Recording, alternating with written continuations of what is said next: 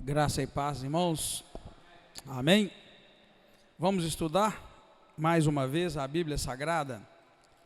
Dessa vez, Josué capítulo 20. Vamos ler esse texto, e nele meditar. Josué capítulo 20. Semana passada nós estudamos o capítulo 19. Hoje nós vamos ver Josué, então, cumprindo todo o desígnio de Deus. Dessa vez ele vai separar cidades de refúgio, segundo Deus havia ordenado já através de Moisés. Então disse o Senhor a Josué: dize aos filhos de Israel: indicai para vós as cidades de refúgio, de que vos falei por intermédio de Moisés, para que fuja para ali o homicida que por engano matar uma pessoa, para que vos sejam refúgio do vingador do sangue. Fugindo ele para uma dessas cidades, se apresentará à porta da cidade e exporá sua causa aos ouvidos das autoridades de tal cidade. Então lhe darão lugar para que habite com eles. Se o vingador do sangue o perseguir, não entregarão na sua mão o homicida, porque não feriu intencionalmente e nem o odiava antes. Habitará na mesma cidade até que compareça em juízo perante a comunidade e até que morra o sumo sacerdote que servir naqueles dias. Então o homicida voltará e virá à sua cidade e à sua casa, a cidade de onde fugiu. Então indicaram a Quedes, na Galileia, na região montanhosa de Naftali, Siquém, na região montanhosa de Efraim, e Criate-Arba, ou seja, Hebron, na região montanhosa de Judá, no lado leste do Jordão, perto de Jericó, para o oriente. Indicaram Bezer, no deserto, na campina da tribo de Ruben, a Ramote, em Gileade, da tribo de Gade, e Golã, em Bassã, na tribo de Manassés. Foram estas as cidades designadas para todos os filhos de Israel e para o estrangeiro que peregrinasse entre eles, para que se acolhesse a eles todo aquele que por engano matasse alguém, para que não morresse às mãos do vingador do sangue antes de comparecer perante a comunidade. Amém? Vamos orar? Muito obrigado, Deus, por mais este dia maravilhoso. Obrigado por esta oportunidade. Agora nós nos colocamos, ó Deus, debaixo da proteção do Senhor, da graça do Senhor, e pedimos que o Teu Espírito Santo agora nos ilumine o entendimento para mais uma vez sermos edificados pela palavra do Senhor. Obrigado, Deus. Cuida de cada um de nós e fala conosco. É o que te pedimos agradecidos em nome do Senhor Jesus Cristo. Amém. Pode sentar, queridos. Então vamos lá. Capítulo 20, cidades de refúgio, e os irmãos que estão estudando conosco a Bíblia, sabem muito bem que esse assunto já foi tratado anteriormente, porque como o próprio texto diz para nós, lá no versículo 2, Deus já havia direcionado Israel a fazer as cidades de refúgio. É o que está escrito no versículo 2, olha: dize aos filhos de Israel, indicai para vós as cidades de refúgio, de que vos falei por intermédio de Moisés. Então, na verdade, aqui está havendo uma repetição, porém, não é simplesmente uma repetição, porque agora Israel acaba de tomar posse da terra. Então, agora é a execução daquilo que foi instruído há anos atrás, através de Moisés. E um detalhezinho que mais na frente nós vamos ver, Deus havia direcionado em quais as 3 primeiras cidades. Agora, na verdade, Josué e os líderes atuais vão escolher mais 3 cidades, tá bom? Então vamos entrar dentro desse estudo em si. Como já estudamos então anteriormente, irmãos, os irmãos que estão acompanhando conosco já perceberam que o juízo de Deus é um juízo muito severo, irmãos. O juízo de Deus é muito severo. A gente precisa conhecer tanto o juízo de Deus quanto sua graça, o seu amor, sua misericórdia, sua longanimidade, para que a gente conheça Deus por completo, na verdade. Mas a gente não pode esquecer que o juízo de Deus é muito severo, tá? toda vez que Deus executou os juízos dele contra alguém, ou contra um povo, ou contra uma nação, os irmãos sabem como é que foi, não é brincadeira, não é mesmo? Tanto que a Bíblia diz assim, dura coisa é o quê? É cair onde? Dura coisa é cair onde? Nas mãos do Deus vivo. Dura coisa é cair nas mãos do Deus vivo. Muitos textos nós vamos encontrar advertindo a nós que Deus é muito severo, tá? No seu juízo. Então é melhor que a gente faça o que for necessário hoje, irmãos, para não cair nas mãos de Deus quando Ele for julgar, né, os povos. A Bíblia diz que Ele vai julgar com equidade. O Senhor não vai fazer um juízo de qualquer maneira, mas Ele, irmãos, é muito severo. Então a gente precisa tomar muito cuidado. Os irmãos que estão lendo conosco, estudando a Bíblia, os irmãos estão vendo que quando Deus determinava destruir um povo, Ele destruía. Essa é a verdade, Ele determinava, Ele destruía. Foi assim nos tempos de Noé, Deus foi muito rigoroso, foi assim também com Sodoma e com Gomorra. Então nós vamos ver que quando Deus determina de fato a destruição, é complicado, tá? Ainda que na jornada de Israel pelo deserto, até agora, onde nós estamos já em Canaã, Israel, por pelo menos 2 vezes, Deus resolveu destruir o povo de Israel, e Moisés intercedeu por eles, pedindo que Deus não destruísse, tá? Até de determinada forma, a gente pensa que Deus ouviu Moisés, e Deus não destruiu o povo, mas existe um detalhe nisso. Quando Moisés intercedeu, falou com Deus, Deus não destrua o povo, porque o Senhor fez o povo sair lá do Egito até aqui. Se o povo morrer, as nações vão dizer que o Senhor não teve condições de levar o povo até lá, até na posse da terra, então o Senhor destruiu eles aqui. Parece que Deus mudou de ideia, e parece que Deus voltou atrás e Deus não destruiu, mas tem um detalhe que eu deixo para dizer para vocês hoje. De fato, Deus não destruiu como Ele disse, mas Ele destruiu. Por quê? Porque todos aqueles homens que saíram lá do Egito, naquela idade, morreram no deserto. Ele poupou a geração mais nova, de 20 anos para baixo, mas Ele matou todos. Então, a gente precisa prestar muita atenção, tá? E eu quero frisar isso aqui, já estudamos anteriormente, o juízo de Deus é severo, demais, tá? E aí é que entra o nosso assunto das cidades de refúgio. Por quê? Porque o juízo de Deus é muito severo, e Ele havia determinado que quem matasse alguém deveria receber pena de morte. Deus disse no Velho Testamento, você vai encontrar isso em Gênesis, em Êxodo, você vai encontrar isso em Deuteronômio, você vai encontrar isso em Números, Deus advertindo que a pessoa que matasse alguém deveria morrer. Então Deus determinou, matou, morreu. Só que o que nós vamos encontrar?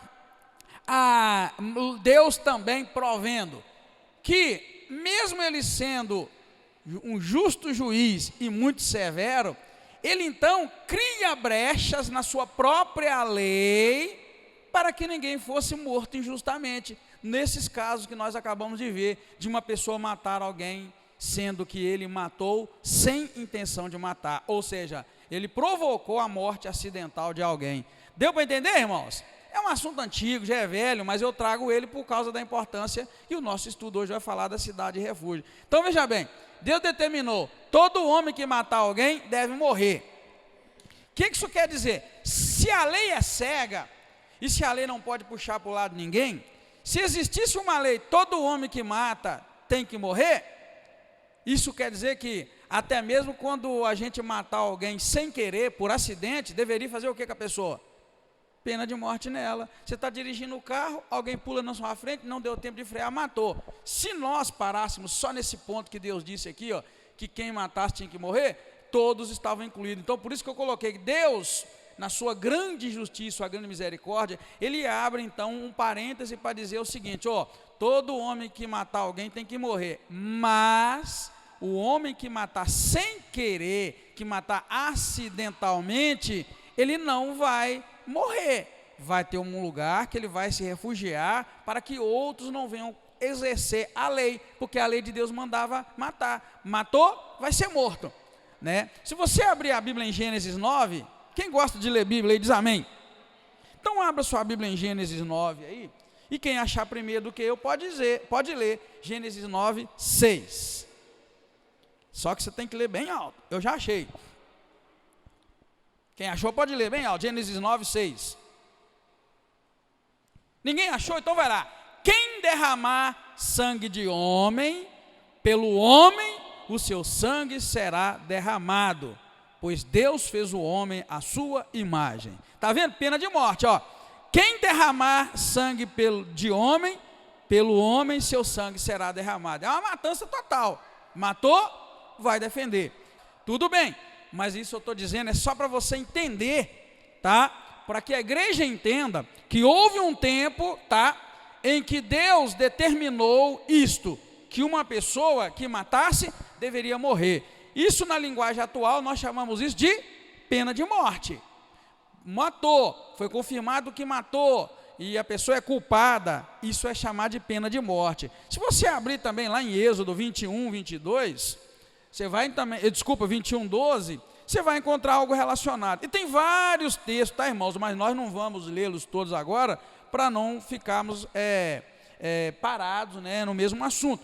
Diz assim, Êxodo 21, 12: quem ferir um homem de modo que este morra, certamente será morto. Está vendo, queridos? Então, pena de morte, era o que Deus determinou.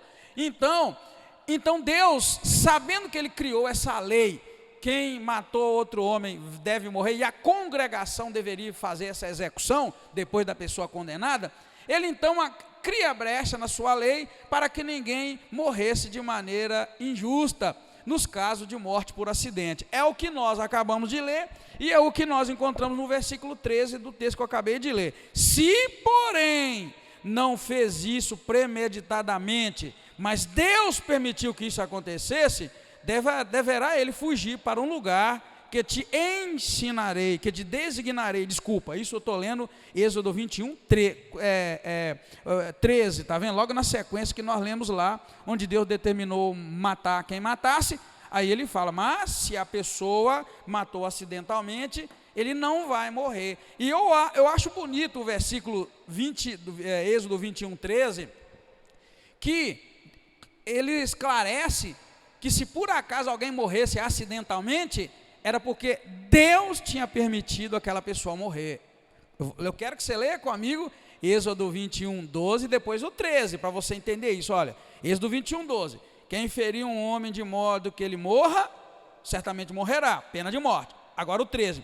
Se, porém, não fez isso premeditadamente, mas Deus permitiu que isso acontecesse. Olha a expressão, Deus permitiu que isso acontecesse. Deus permitisse que a outra pessoa morresse, está vendo? Então, diz a palavra, deverá ele fugir para um lugar que te designarei, que são essas cidades que nós estamos estudando hoje, a cidade de refúgio. Então presta atenção no Deus permitiu que isto acontecesse, ou seja, em determinados momentos, Deus ia permitir que a pessoa morresse, e eu quero que você entenda isso também. Você acha que Deus mudou? Vamos pensar, você acha que Deus mudou, ou Deus permite que as pessoas morram? Ou não? Permite, tudo o que acontece é permissão de Deus. Tudo o que acontece. Seja, hein? Pertence a Ele. Seja Deus executando o juízo dele, que é severo, ou seja Deus agindo dentro do seu plano da melhor maneira, da maneira mais bonita. Todos nós iremos provar a morte um dia.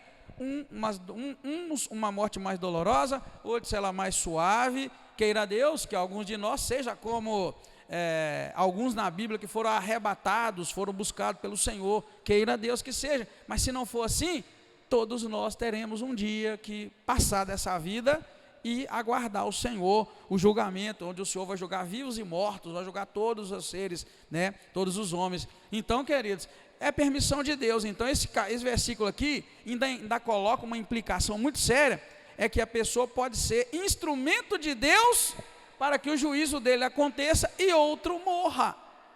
Viu como é que são as coisas, né? Então isso é muito, muito bonito a gente entender até onde, né, Deus está permitindo, até onde Deus está fazendo algo que é do plano dele para a sua vida, e a gente vigiar e a gente viver dentro do plano de Deus para a nossa vida, para que Ele possa então nos guardar, nos livrar, nos libertar de todo o mal, né?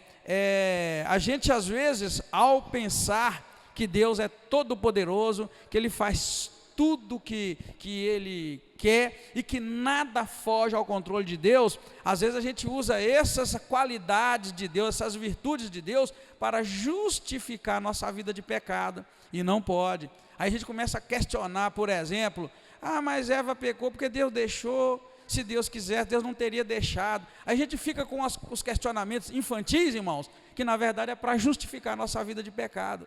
A gente vai trazendo isso, na verdade, responsabilizando Deus e não nos responsabilizando. Aí a gente pega vários momentos da Bíblia, como se Deus, por ser todo poderoso, Ele também nos obrigasse a escolher. Aí a gente fere um princípio básico de Deus, que é o da liberdade. Deus nos dá liberdade para escolher. Por isso que Ele vai dizer, né, por isso que Josué vai dizer mais na frente, né, ele vai dizer, o próprio Josué vai falar uma coisa bonita com relação a servir a Deus e não servir. Vamos ver quem lembra. Uma frase bonita que Josué fala sobre servir a Deus e não servir.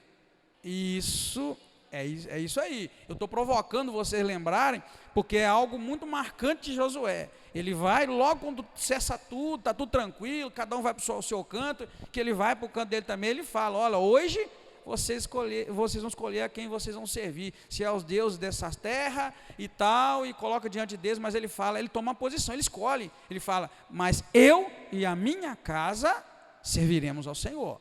Então, é isso, querido, é a liberdade que Deus dá. Então Deus não vai interferir nisso.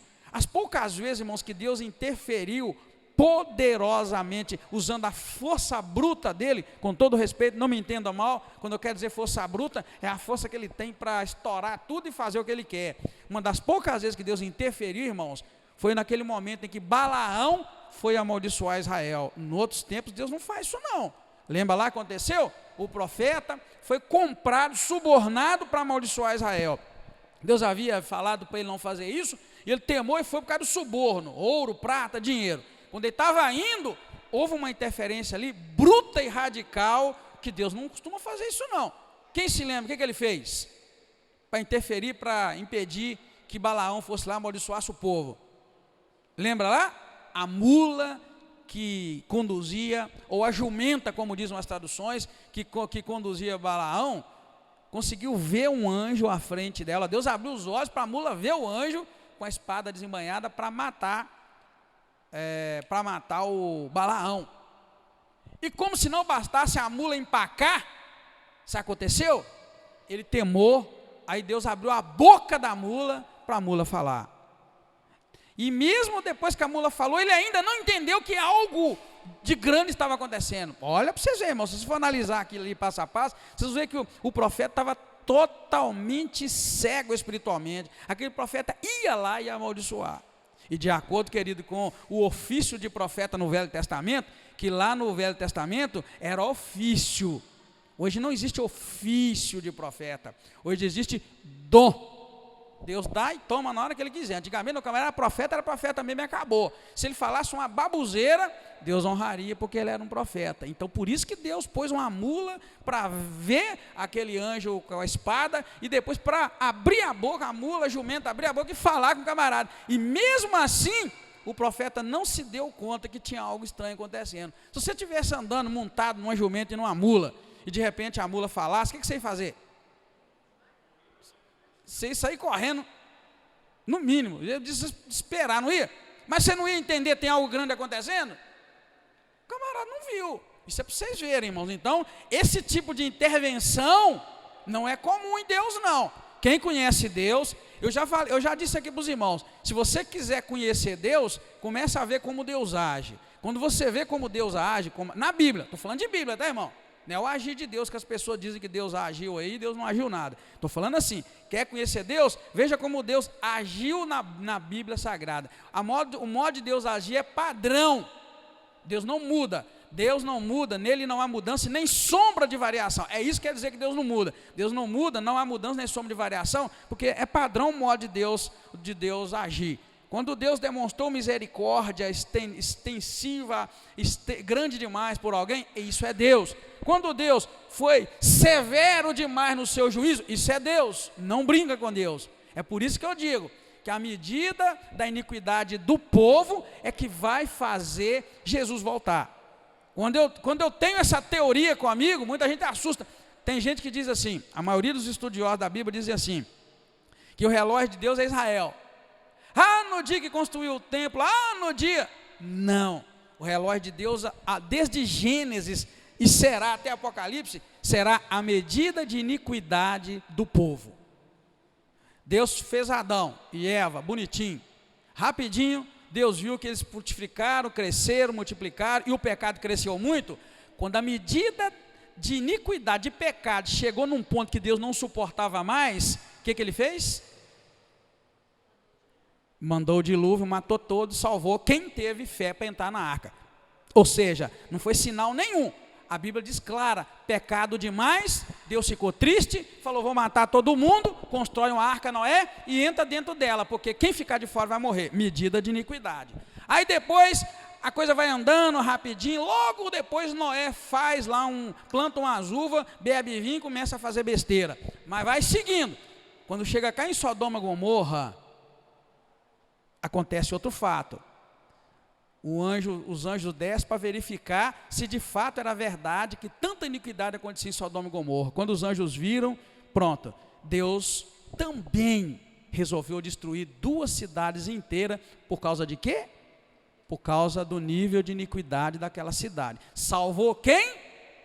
Salvou Ló e sua família, e vazou fora, mas destruiu a cidade. Então, querido, não existe relógio de Israel, não existe nada. O que vai fazer outra vez o Senhor destruir a terra, como foi em Noé, como foi em Sodoma e Gomorra, que vai fazer Deus destruir, e agora que pertence a Deus o tempo, não dá para saber quanto, mas não parece que vai demorar, porque quando você começa a ver homem com homem, mulher com mulher, e violência com criança, e gente matando o outro, e cortando a cabeça e andando para a rua, isso aconteceu agora, semana passada no Brasil, e quando está acontecendo essas coisas, e o pecado está natural, e o pecado agora está igualzinho Sodoma e Gomorra, o pecado está entrando dentro da igreja, e se o pastor tomar posição e falar contra o pecado, tem gente que tira pastor e manda embora, corta salário de pastor, arruma outro. Nós estamos chegando num ponto que o que vai acontecer não é diferente.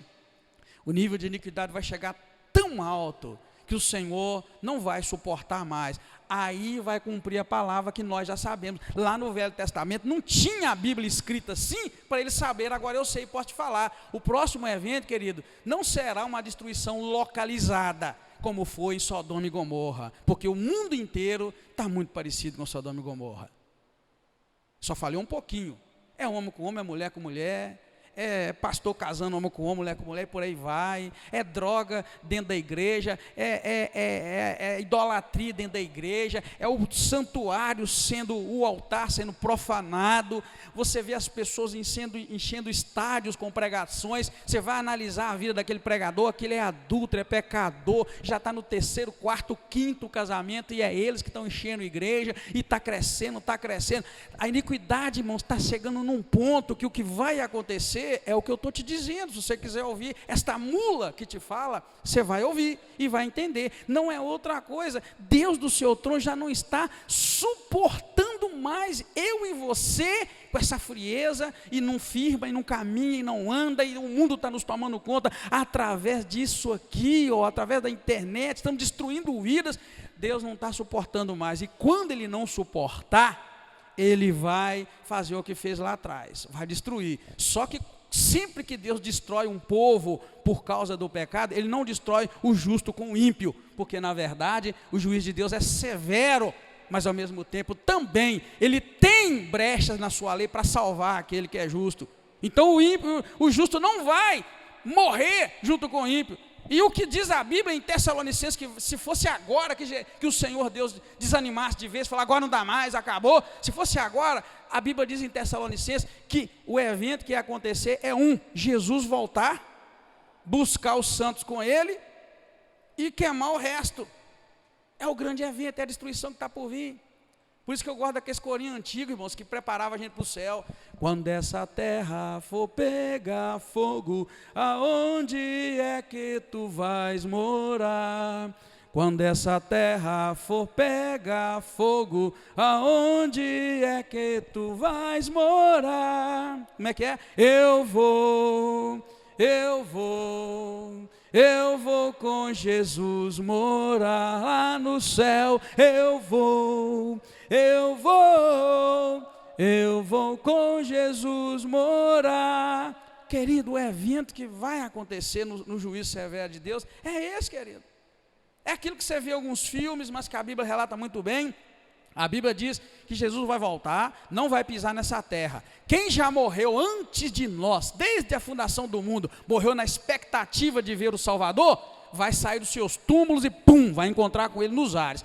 Os mares vão dar os seus mortos, a terra vai dar os seus mortos. Gente que morreu soterrado lá em Brumadinho, gente que morreu soterrado lá em Mariana. Ao longo de todos os anos, aqueles que morreram, a terra vai vomitar, vai ressuscitar, o mar vai dar os seus mortos. Todo mundo que morreu. Nossa última irmã que morreu aqui, se tiver morrido em Cristo, vai subir e encontrar com ele nos ares. Vai ser um movimento aí para cima, terrível de ver.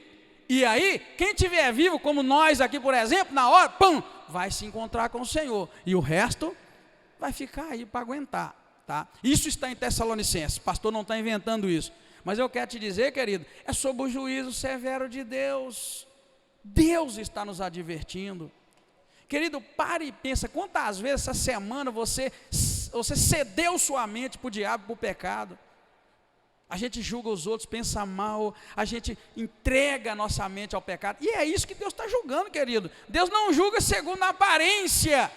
Não adianta você arrumar um bom advogado para te defender diante de Deus. Deus sabe de tudo, está tudo escrito. Ele é conhecedor de todas as coisas, então Ele nos julga segundo o mais íntimo do nosso coração. Então, querido, vamos lá para você entender. Então, Deus aqui, Ele abre uma brecha, eu estou chamando de brecha entre aspas, para você não pensar que a lei de Deus é como a lei do homem aí, cheia de falha. Deus não cometeu falha quando Ele disse que quem matasse deveria morrer, não. É isso mesmo que Ele queria, disciplinar o povo e mostrar. Matou, morreu. Mas aí Ele viu que teria pessoas ali que poderiam matar acidentalmente, então Ele abriu um caminho para que essas pessoas não fossem mortas injustamente, tá? Guarda o que eu disse sobre o juízo de Deus e comece a acompanhar as reportagens e os noticiários para vocês verem como é que a coisa está. Por isso que aqui nesta igreja nós lutamos para manter este padrão de igreja, onde o mundo não pode ser aceito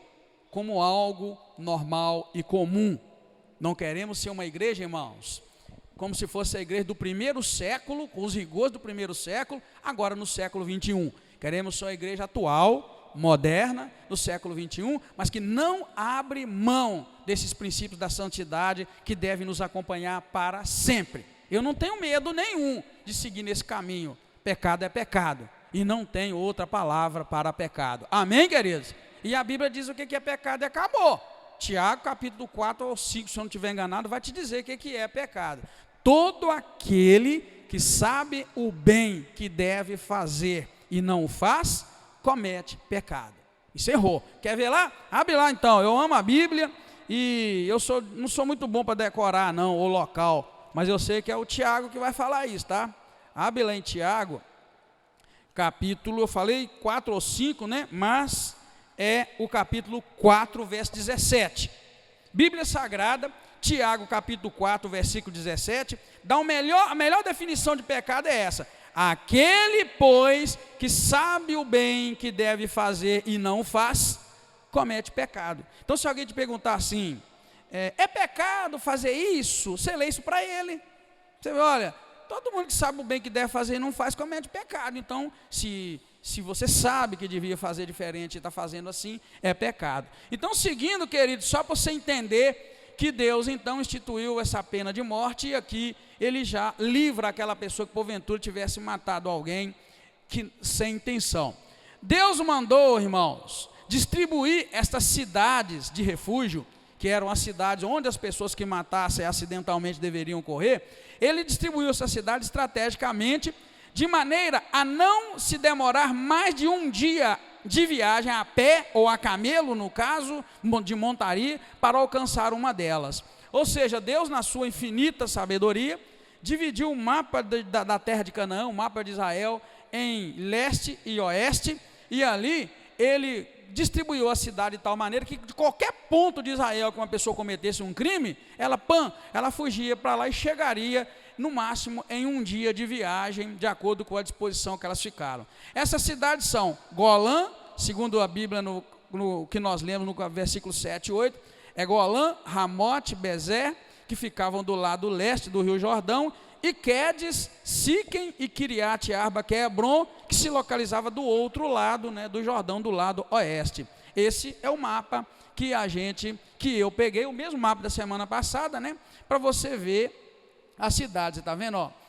Estas são as cidades de que lado? Vamos ver se os irmãos sabem o que é leste e que é oeste. Esta é a cidade do oeste, está vendo? Ó? Leste aqui, né, e o oeste cá. Ó. Quedes, a outra cidade Siquém, e a outra cidade Hebron. E aí do lado leste, Bezer, Ramote, Gileade, e depois Golã. São as cidades que nós acabamos de ver, né, no mapa, e a Bíblia definindo cada uma delas. Ó, Quedes, na Galileia, na região montanhosa de Naftali. Siquém, na região montanhosa de Efraim, está vendo aqui, ó, Efraim aqui, essa é a região montanhosa, e a outra é Quiriate Arba, ou Hebron, na região montanhosa de Judá, está aqui Judá, e aí do lado leste, nós vamos ter, do lado leste do Jordão, versículo 8 mostra para nós, para o oriente, indicaram Bezer, no deserto da Campina, está vendo, ó, no deserto da Campina, na tribo de Ruben, ali a tribo de Ruben, e depois Ramote, em Gileade, logo em cima, Ramote aqui em Gileade, e logo lá mais para cima, Golã, em Bassã, na tribo de Manassés. Está vendo? Aqui está Golã, dentro da tribo de Manassés. Então, meio que Deus dividiu e colocou as cidades nessas disposições. Está vendo? Ó, se a pessoa cometesse algum crime, presta atenção para você ver como é que a sabedoria de Deus é incrível. Se alguém cometesse algum crime nesse lugarzinho aqui, ó, está vendo? Ó, ele tinha tanto que correr para lá, como para cá, ou atravessar e vir para esse lado, para se refugiar numa cidade, está vendo? Mesma coisa é essa, com esse aglomerado aqui, que era mais próxima, e Deus fez a mesma coisa aqui. Então, queridos, Deus, na sua infinita sabedoria, dividiu de tal maneira que a pessoa podia chegar, ter nos recursos que fosse necessário. Tudo bem, você vai falar, pastor, é nesse lugarzinho? Não, isso aqui é um mapa, é um desenho. Os estudiosos da Bíblia chegaram a esse local aproximado, tá, irmãos? Vamos seguir, então? As cidades a leste do Jordão, irmãos, foram Moisés quem separou. Isso é muito importante, porque quando nós lemos hoje, deu a entender que Josué escolheu as 6 cidades junto com os anciãos, com os líderes de Israel. Mas, na verdade, se você abrir a Bíblia em Deuteronômio 4, 41 a 43, você vai ver que foi Moisés, foi Deus que falou com Moisés, para Moisés já separar essas cidades que ficaram a leste do Jordão. Deuteronômio 4, você que gosta de abrir a Bíblia, Deuteronômio capítulo 4, do 41 ao 43, você vai encontrar essa narrativa. As cidades de refúgio, diz assim: então Moisés, está vendo? Olha, então Moisés separou 3 cidades, além do Jordão, ao oriente, para que ali se acolhesse o homicida que tivesse matado alguém sem intenção, de quem dantes não tivesse ódio. Ele poderia, então, salvar a própria vida fugindo para uma dessas cidades. Aí vai dizer as mesmas cidades que nós vimos lá: Bezer, no deserto da terra plana, para os Rubenitas; Ramote, em Gileade, para os Gaditas; e a Golã, em Bassã, para os Manassitas. As mesmas cidades que nós acabamos de ver aqui. Como é incrível aquilo que eu estava falando sobre a Bíblia no estudo passado.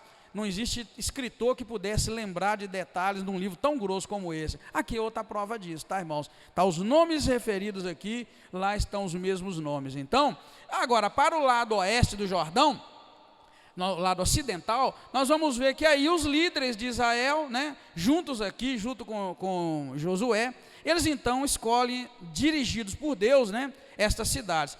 E todas elas, na verdade, irmãos, um estudo mais detalhado, nós não vamos entrar em muitos detalhes aqui, todas essas cidades, elas vão adquirir mais na frente um status sagrado, por serem cidades dos levitas, e os levitas serem todos eles consagrados ao serviço do templo e do santuário. Vai chegar um tempo em que, se a pessoa se refugiasse no santuário, ninguém matava, tinha coragem de entrar, por causa do temor de Deus e do que Deus era capaz de fazer, por causa do juízo temerário de Deus, juízo severo de Deus. Então, essas cidades, então, principalmente Hebrom, se os irmãos não viram cá atrás, Hebrom é uma cidade refúgio. Essa se torna uma cidade sacerdotal. Aí a coisa fica mais séria ainda, porque torna-se um lugar sagrado, lugar de refúgio, lugar, o homicida corria para lá, ninguém punha a mão, porque se colocasse a mão, tinha a ver com Deus, né? Então, aí a gente tem que meditar numa questão chamada temor. Temor. O primeiro significado da palavra temor é o quê? Medo. Só que eles enfiaram na nossa cabeça que de Deus não se tem medo, tem temor. Falaram, mas olha que esse povo arrumou aqui, temor não é medo. Onde eles arrumaram isso? Gente, temor não é medo, mas temor o que então? Você pega os dicionários, é medo. Você vai ver aqui, Israel, quando Deus começou a falar com Israel, porque antes, né, e falava com um ou com o outro, na jornada desde Moisés para cá, Deus começou a falar mais próximo. A Bíblia diz que quando Deus descia no monte para falar com Moisés, o que acontecia com o monte? Quem lembra? O monte tremia, fumegava, eles ouviam barulho de relâmpago, de trovão, e o povo tinha tanto medo, que eles falaram, não nos leva mais lá, Moisés, você sobe, você ouve e fala conosco, porque não dá para ver aquela cena. E aí eles vêm falar que, não, de Deus a gente não tem medo, a gente tem que ter temor. Eu não entendo. Aí, isso, tem um salmo que fala sobre isso. Então, queridos, se você me enfia na cabeça que de Deus eu não preciso ter medo, só temor, aí eu vou ficar como eu estou hoje. Não preciso ter medo, porque Deus não faz nada. Deus não deixa adoecer, Deus só cura. Deus não deixa a gente perder, Ele só dá coisas. Deus não pune. Para que ter medo? Medo, queridos, é temor. E o que Israel tinha de Deus era temor, aquilo era medo.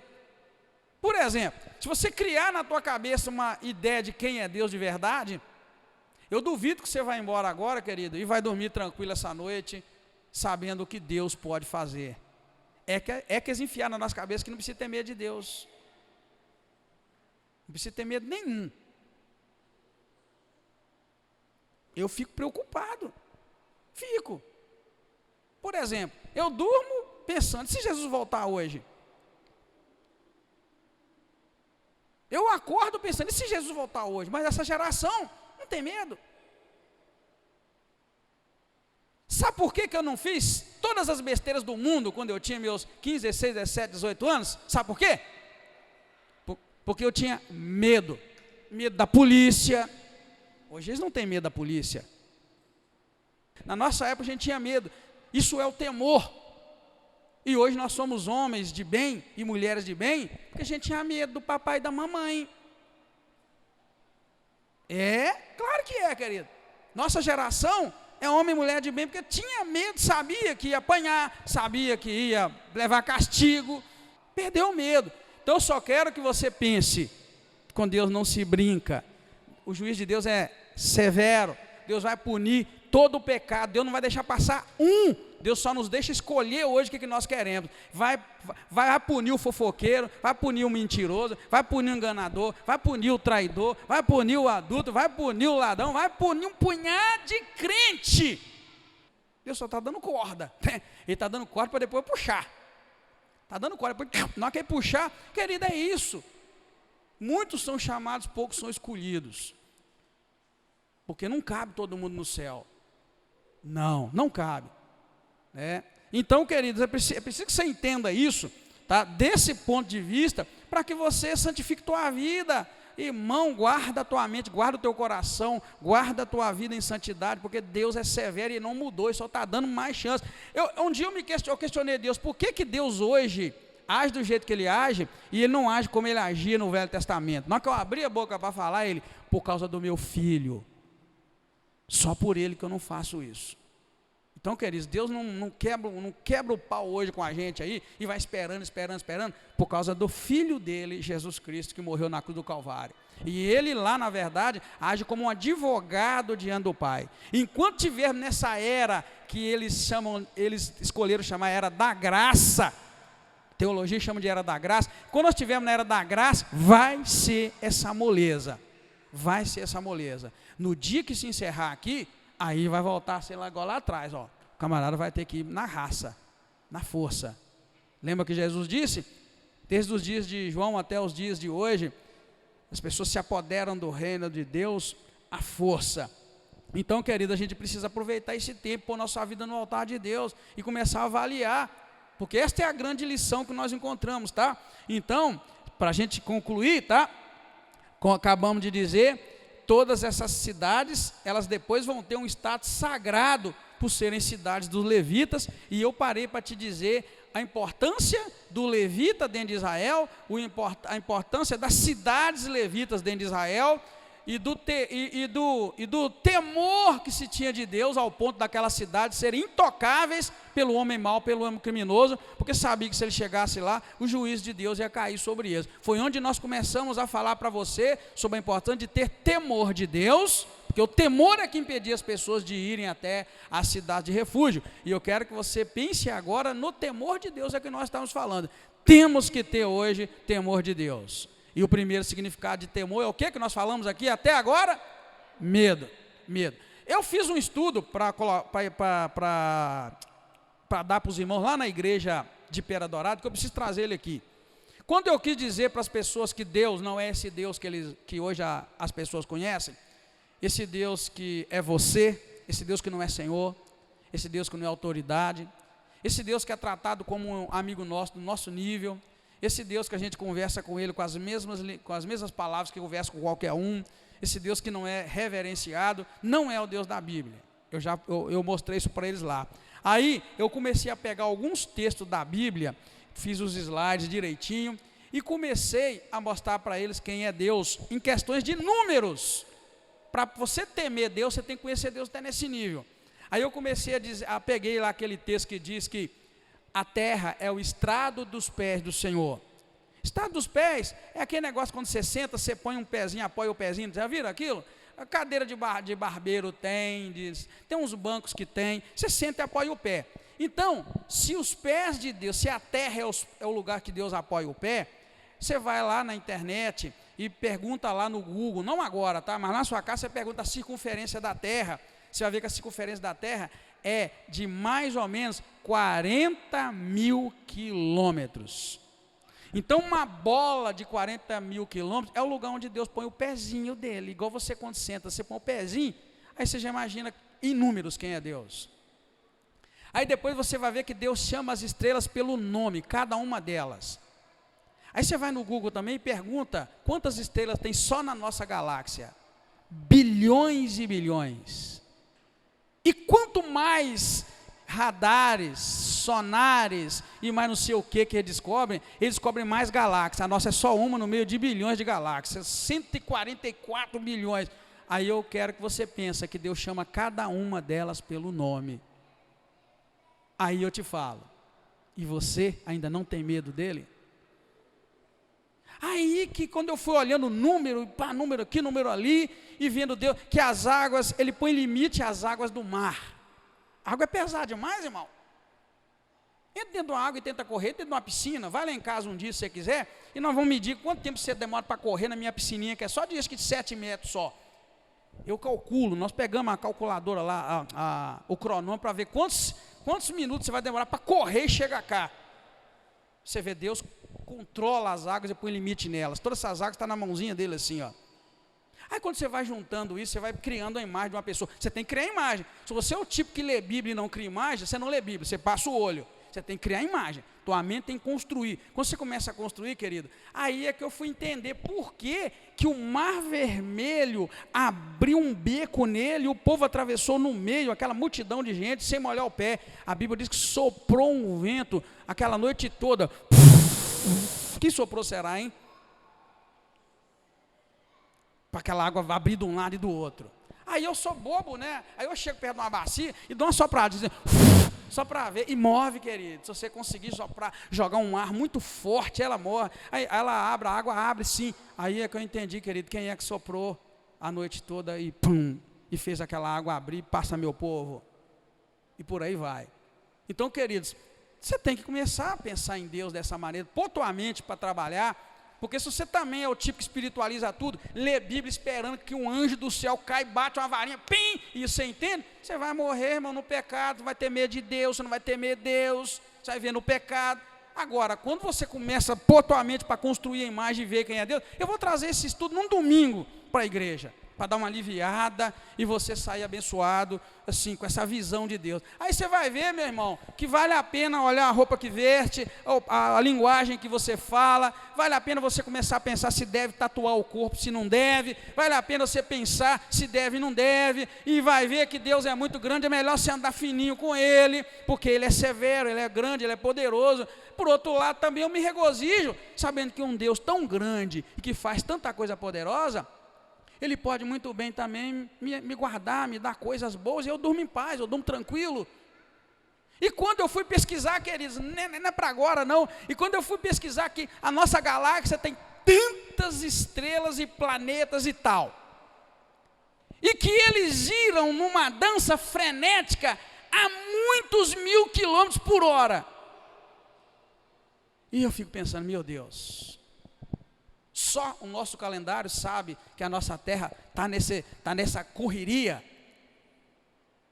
há 2000 anos, 2019 anos, e nunca bateu em nada, nunca chocou em nada. Ah, querido, aí quando você começa a pensar, você vê assim, tem algo acontecendo. Para quem duvida dessas coisas todas, porque tem gente que é dos contra.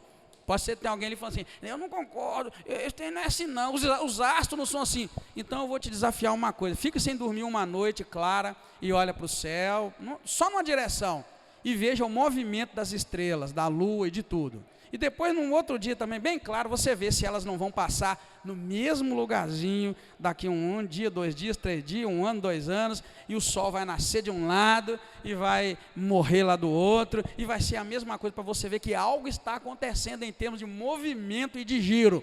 Porque às vezes a gente não é cientista, mas também é preguiçoso, não tem coragem de olhar. Aí você vai ver quem é Deus, e aí você vai temer. Então, queridos, o estado sagrado aqui, que a cidade de refúgio tem por serem cidade dos levitas, era exatamente o que protegia os homens que matassem alguém sem a intenção de matar, tá bom? Vocês acham que seria legal trazer esse estudo das dimensões de Deus, tamanho e tal, com fatos científicos para a gente ver? Eu acho que vale, não vale? Vou fazer isso, se Deus quiser, tá, irmãos? Seguindo então, a gente pode encerrar, porque este é o assunto que nós vamos encontrar da cidade de refúgio, suas divisões, como nós colocamos, a leste e a oeste do Jordão, e o caráter que elas têm de sagrado, onde o povo não entra, porque ali há o temor de Deus. Então nós podemos concluir o seguinte, irmãos, Salmo 46:1 diz assim, Deus é o nosso refúgio e fortaleza, socorro bem presente na angústia. Deus é o nosso refúgio, olha lá, e fortaleza. Tá? Aí eu trago para você a seguinte meditação, a igreja deve ser encarada, irmãos, como uma cidade de refúgio.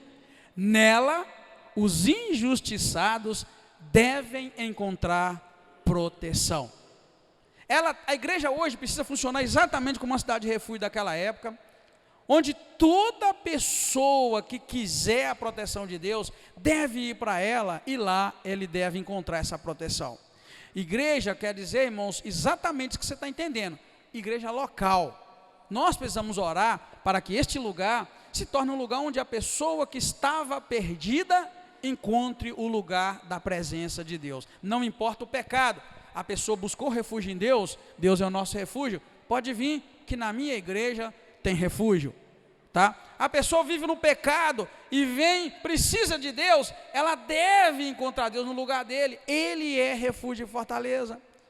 A igreja precisa ter essa mesma conotação da cidade de refúgio daqui, que nós acabamos de ler do Velho Testamento, onde as pessoas vão ter a proteção, a graça de Deus sobre suas vidas. Porque Deus determinou a construção da cidade de refúgio, porque Ele não queria que caísse sobre uma pessoa que ainda havia cometido um crime, mas ela não fez aquilo intencionalmente, que ela encontrasse um lugar onde ele era o refúgio, onde ele era a proteção. Então, queridos, a gente precisa criar no nosso coração todo o temor de Deus, que nós acabamos de dizer, para que a gente entenda que Deus não poupa pecador não, que gosta de viver no pecado. Deus não poupa o pecador que gosta de viver no pecado, tá, irmãos? Nunca, Deus jamais fez isso, jamais fará. Todo homem que se chegou a Deus em pecado, ele teve a oportunidade de abandonar o seu pecado. Se não abandonou o pecado, Deus é justo e muito justo. O final não é nada agradável. Você pode olhar ao longo da Bíblia toda. Quem não abriu o coração, recebeu de Deus segundo suas obras, segundo aquilo que havia feito. Mas a gente precisa criar esse temor de Deus, irmãos, para a gente não pecar, tá? Para a gente não viver uma vida de pecado. E tendo o temor de Deus no nosso coração, nós não vamos pecar. O que diz o Salmo, se eu não estiver enganado, que eu não sou bom para guardar? O Salmo 111 vai dizer algo sobre o temor e sobre a sabedoria. Vamos ver? Salmo 111. Se eu não conseguir achar, o que eu vou fazer? Eu falo para você o que eu queria, e aí nós achamos em outro momento. Isso, é o Salmo 111, verso 10. Olha o que diz 111, 10. O temor do Senhor é o princípio da sabedoria. Bom entendimento tem todos os que obedecem os seus preceitos. O seu louvor permanece para sempre. Olha, o temor do Senhor é o princípio da sabedoria. Ou seja, este temor que nos leva a ter medo da reação de Deus sobre algo que eu faço, é que vai me fazer agir com sabedoria. O temor do Senhor é o princípio da sabedoria. Sabe por quê, querido? Que eu não assalto um carro forte, porque Deus colocou no meu coração o medo das consequências. Então isso é sabedoria. Ah, fulano leva uma vida reta, fulano compra e paga, mas por que ele compra e paga? Porque ele adquiriu o temor de Deus com relação àquela área, ele sabe as consequências, e aí não precisa ser crente, irmãos, na verdade, para ter o temor de Deus no coração. Por isso que eu digo que dentro da igreja está faltando temor de Deus, e lá fora às vezes sobra temor de Deus. A igreja precisa tomar muito cuidado. Essas pregações, irmãos, da graça de Senhor Jesus, bagunçou muito com o evangelho, porque na verdade eles começaram a mostrar um evangelho onde a gente pode fazer tudo porque vive debaixo da graça. Tem um tal aí, eu já encontrei demais, mas eu levo essa vida, eu sou crente, eu levo essa vida porque o meu coração está em paz. Claro que está em paz. Você não sabe do que Deus é capaz de fazer, você não conhece as consequências. Por isso que aqui na igreja a gente tinha um estudo, né, que o pastor Estécio fez para nós, não sei se ele copiou de alguém ou se ele criou o estudo, é uma lista de pecado. Tem muita gente que fica assim, mas lista de pecado, para que conhecer pecado? No dia que você lê aquela lista, você descobre que você peca tanto, você nem sabia que era pecado. Eu dei esse estudo numa das nossas igrejas há muitos anos atrás, e aí a coisa que eu mais ouvia, irmão Edgar, eu não sabia que isso era pecado, por isso, você não sabe, você vai fazer. Tá bom, queridos? Temor do Senhor é o princípio da sabedoria. Por quê?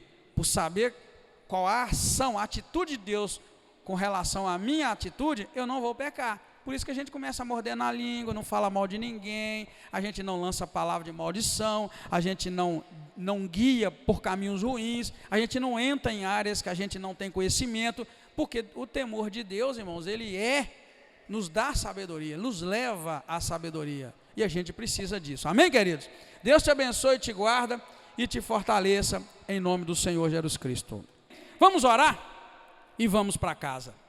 Pai querido, muito obrigado. Nós te agradecemos pela palavra do Senhor. Pedimos ao Senhor temor de ti. Pedimos ao Senhor que também se revele a nós. Ó Deus, eu peço que nesta noite o Senhor possa se revelar aos nossos irmãos e irmãs através de sonhos. Que eles possam, meu Deus, agora refletir sobre esta palavra, sobre a grandeza, a soberania, o poder do Senhor e serem edificados, ó Deus. Queremos sim saber como o Senhor reage diante do pecado nosso, porque nós queremos temer o Senhor, ó Deus. Sabemos das consequências, que o salário do pecado é a morte, e não queremos nos entregar ao pecado, mas para isso temos que saber as consequências. Por isso, Deus, quero que o Senhor nos segura nas tuas mãos, nos aproximando cada vez mais do Senhor e nos ajudando a viver em santidade para a glória e honra do teu nome. Muito obrigado. Santifica a igreja, santifica cada um de nós, prepara-nos para nos encontrar com o Senhor. É o que nós te pedimos, ó Deus, agradecidos em nome do Senhor Jesus Cristo. Amém. Aleluia. Deus te abençoa, te guarda, te fortalece e vamos estar juntos, queridos, no final de semana, se Deus quiser. Deus abençoa, em nome de Jesus.